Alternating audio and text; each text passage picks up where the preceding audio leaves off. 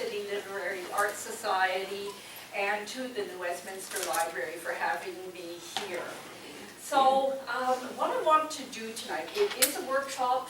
Well, it's actually more of a presentation than a workshop, but it's really about memoir. And what I want to do is get at memoir through the experiences of one man, George Reed, and his experiences in the Second World War.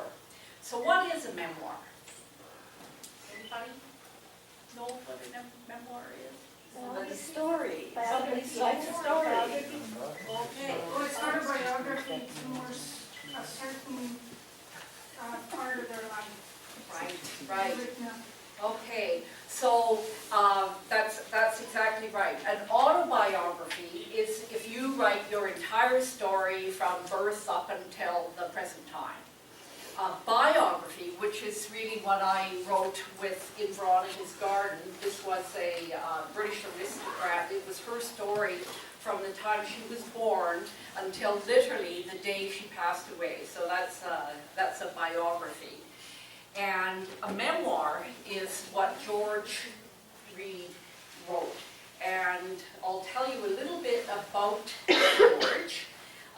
He was born in North Vancouver. He joined the Canadian Army just a couple of weeks before his 19th birthday. He had dropped out of school when he was 14 years old. And he was a part of Montgomery's 8th Army. At the time in the Second World War, the Canadian military were under the British, right? He was a Seaforth Islander, part of the Seaforth Islanders of Canada.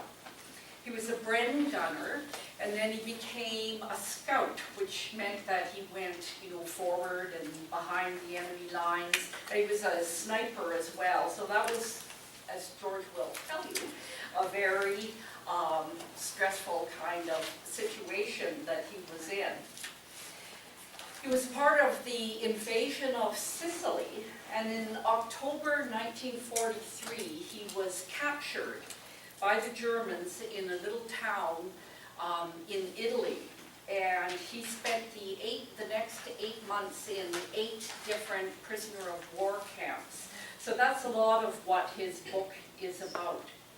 He escaped just before the end of the war, and I'll tell you a little bit more about that later. I found out just recently, it was actually 20 days before the stalag he was in was liberated, so it was very, very end of the war. George came back to BC, and he worked as a firefighter in North Vancouver, and he retired as captain in the fire department. He talks a little bit about that, just so you know. And he passed away in February 2013. So as you can imagine, or some of you may know, a lot of the soldiers, the Canadian soldiers, both in the First and the Second World War, really didn't want to talk a lot about the experiences that had happened to them. I got involved with him. He had written out his experiences about 8 times. His wife contacted me and asked me if I would help them put his memoirs together into a form. He initially wanted just to leave it as for his family, sort of a record of what had happened to him. And eventually I convinced him. I thought, well, this is such a good story. George is a great storyteller. And what I decided to do, because he was really, he came to trust me, but he was not very comfortable speaking in public, and we were going to have a book launch and so on. And so I hired a videographer and produced this short film that I'll show you, and it's George actually talking about his experiences. Now this actually proved to be a very, very good thing to do, because he started feeling comfortable talking to me about the things that had happened to him. But when we got into, we were living in the Comox Valley at the time, and we got into this big room, and Comox is actually a military town, and there was really a big crowd came out to this book launch.